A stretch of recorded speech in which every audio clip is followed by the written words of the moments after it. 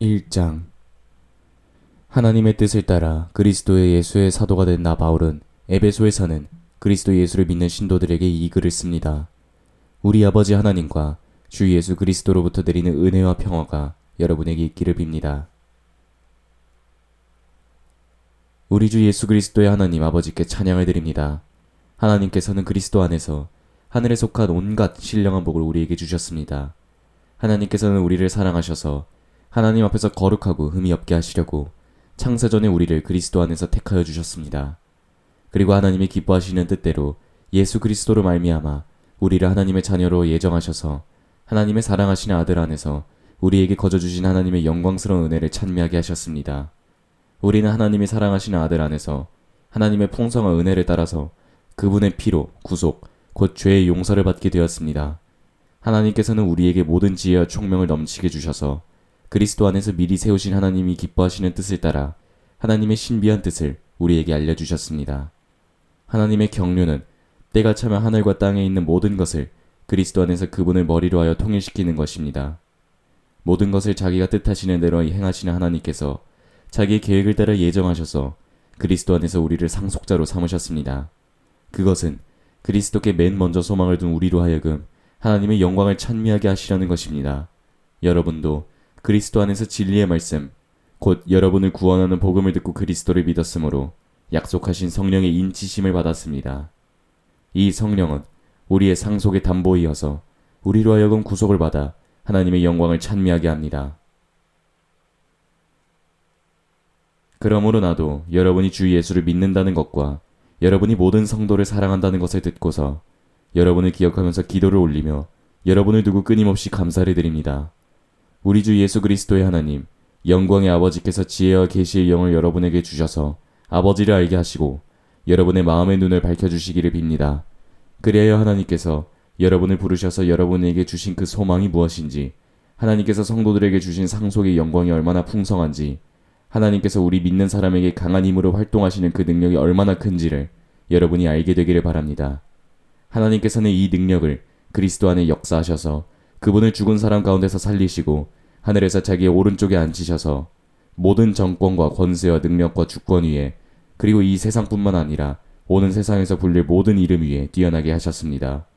하나님께서는 만물을 그리스도의 발 아래 굴복시키시고 그분을 만물 위에 교회의 머리로 삼으셨습니다. 교회는 그리스도의 몸이요 만물 안에서 만물을 충만케 하시는 분의 충만함입니다.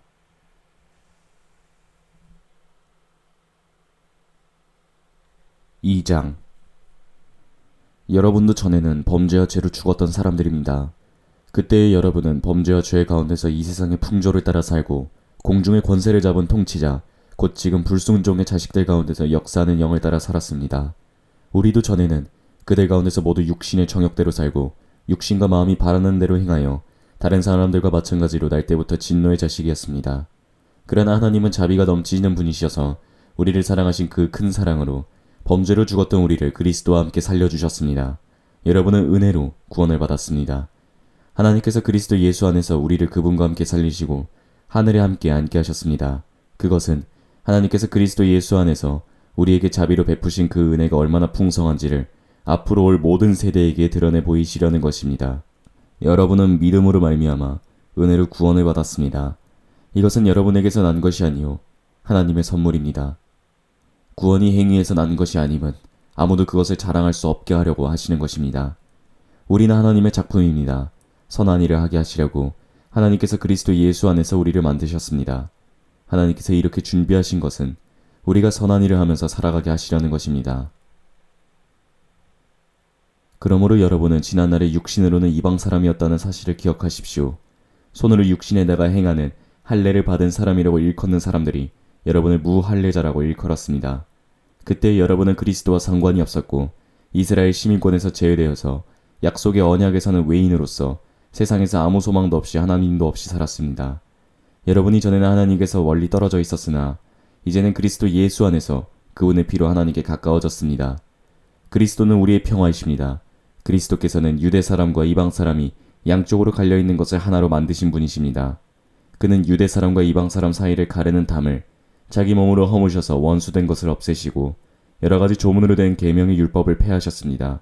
그것은 이 둘을 자기 안에서 하나의 새 사람으로 만드셔서 평화를 이루시고 원수된 것을 십자가로 소멸하시고 십자가로 이 둘을 한 몸으로 만드셔서 하나님과 화해시키시려는 것입니다. 그분께서는 오셔서 하나님에게서 멀리 떠나 있는 이방인 여러분에게 평화를 전하시고 하나님께 가까이 있는 사람들에게도 평화를 전하셨습니다. 이방 사람과 유대 사람 양쪽 모두 그리스도로 말미암아 한 성령 안에서 아버지께로 나아가게 되었습니다. 그러므로 이제부터 여러분은 외국 사람이나 나그네가 아니요 성도와 같은 시민이요 하나님의 가족입니다. 여러분은 사도와 예언자의 터 위에 세워진 건물이요 그리스도 예수 스스로가 그 모퉁이 돌이십니다. 그리스도 안에서 건물 전체가 서로 연결되어서 주님 안에서 성전으로 자랍니다. 여러분도 그리스도와 연결되어서 함께 건물을 이루어 하나님께서 성령으로 거하실 곳이 되어갑니다.